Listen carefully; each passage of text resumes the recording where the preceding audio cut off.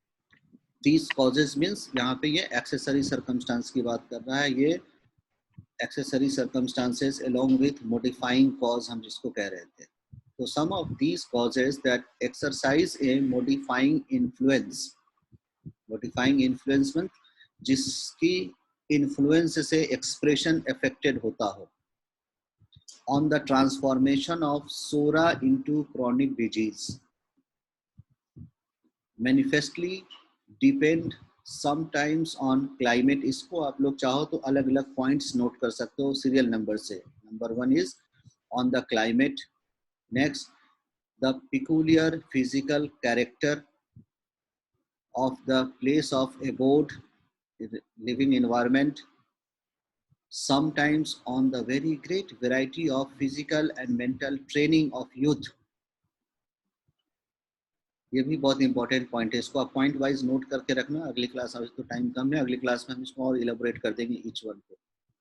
So both of which may have been neglected, delayed or carried to excess. This is another important.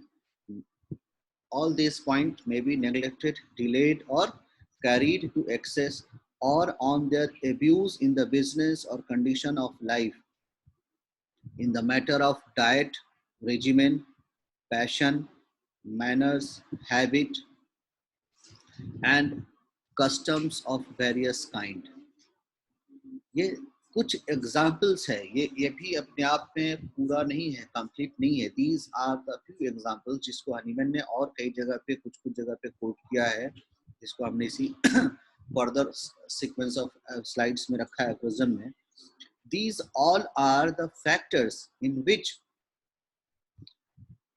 When the psora will transform. Psora एक dynamic state है, सोरा एक cause है, एक dynamic influencing factor है.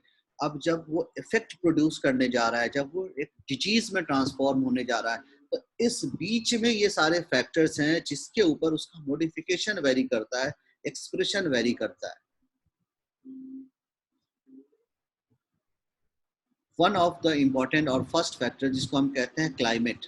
आपको पता है, आप अगर इंडिया की बात करो तो पंजाब में किस तरह के लोगों का जनरल फिजिकल अपीयरेंस होता है, आप वही बिहार की तरफ चले जाओ किस तरह का होगा, थोड़ा और पश्चिम की तरफ चले जाओ, उड़ीसा में चले जाओ, वहां देखो लोगों का फिजिकल एक्सप्रेशन कैसा होता है. हाइट देख लो, कॉम्प्लेक्शंस देख लो. आप वही कश्मीर की तरफ चले जाओ, लोगों का कॉम्प्लेक्शंस कैसा होता है और लोगों का फिजिकल अपीयरेंस कैसा होता है. आप इंग्लैंड की तरफ, यूरोप की तरफ चले जाओ, वहां देखो लोगों का हाइट, लोगों का फिजिकल अपीयरेंस, लोगों का जो फिजिकल कॉन्स्टिट्यूशन है वो कैसा है. वही आप साउथ अफ्रीका की तरफ चले जाओ, वहां देखो लोगों का फिजिकल अपीयरेंस कैसा है. Everyone is human being. Then why there is so much difference in their physical appearance?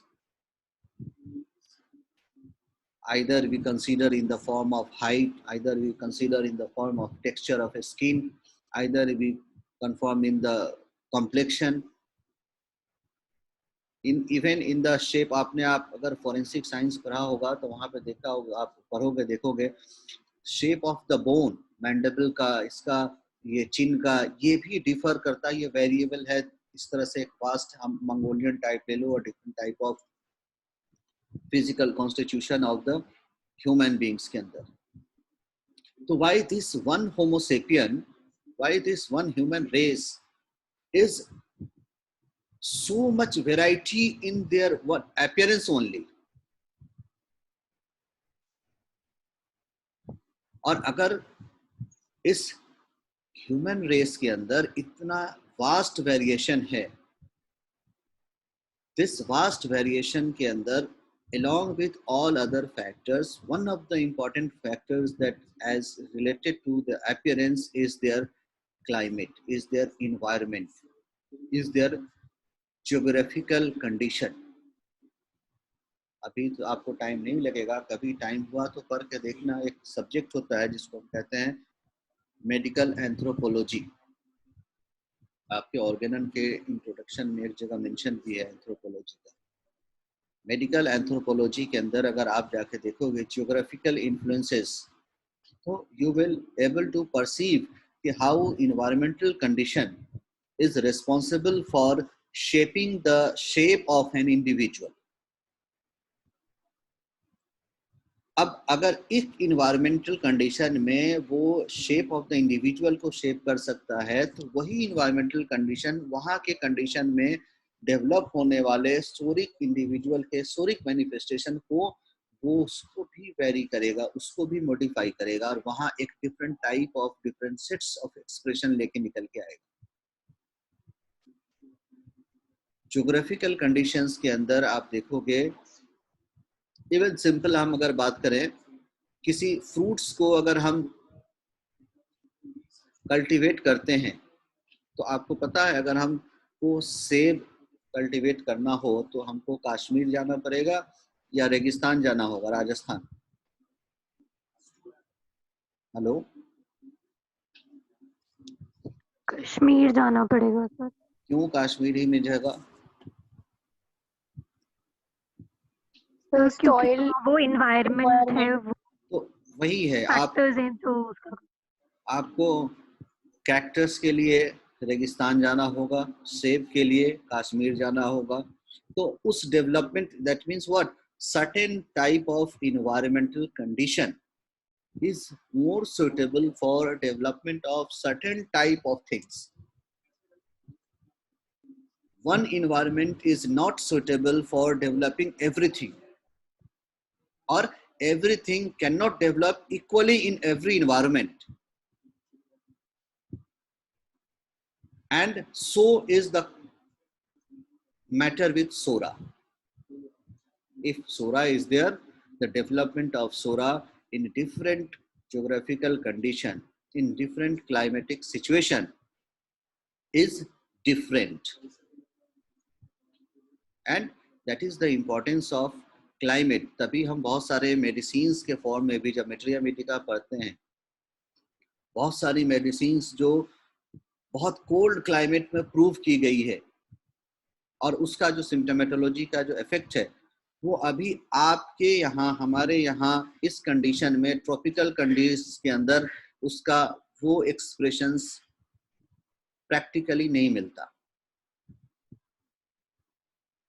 आपको जो एकोनाइट आपने पढ़ा होगा, एकोनाइट में जो पॉजिटिव फैक्टर है कोल्ड विंड, आपको पता है कि आपके यहाँ मैक्सिमम भी अगर सर्दी होती है हमारे यहाँ ट्रॉपिकल कंट्रीज में, तो कितनी सर्दी होती है, कितना ठंडा जाता है। ये वो ड्रग है जहां, वहां प्रूव किया था जहां कोल्ड के, सर्दी के मौसम में -50 डिग्री टेम्परेचर जाता है। जहां बाहर निकल जाओ अगर ऐसे ही हाथ खुला हो तो फ्रॉस्ट बाइट हो जाएगा हाथ में। वहां विंटर के सीजन में लोग बिल्कुल 2 महीने तक घर के अंदर सामान लेके 2 महीने